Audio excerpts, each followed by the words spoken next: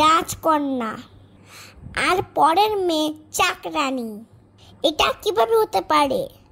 সব মেয়ের বাবা মা মেয়েকে মাথায় করে রাখে, কোনো কাজ করতে দেয় না। সেই মেয়ে শ্বশুর বাড়িতে গিয়ে একটু কোনো কিছু ভুল হলেই তাকে এমনভাবে কথা শোনায় যেন মায়ের বাড়ি ছিল তার ট্রেনিং সেন্টার। মায়ের বাড়িতে কিছু শেখায়নি।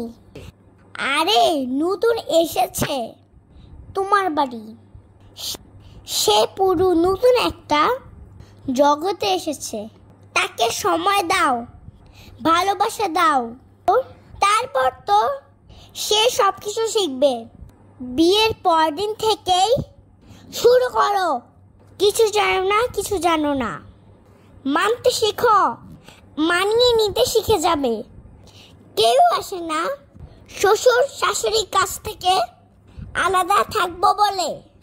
যখন দেখে ভালোবাসা দেওয়ার পরও শুধু অবহেলা মিলে, তখন আর চাইতেও ভালোবাসতে পারে না। আমাদের একটি বাড়ির বাবা রাজকন্যার বিয়ের পরে শ্বশুর বাড়িতে একটা মেয়ের রাজকুমারী থেকে চাকরানী হওয়ার গল্প। এমন করেই হাজারো বাবার রাজকন্যা শ্বশুর বাড়িতে চাকরানী হয়ে টিকে আছে।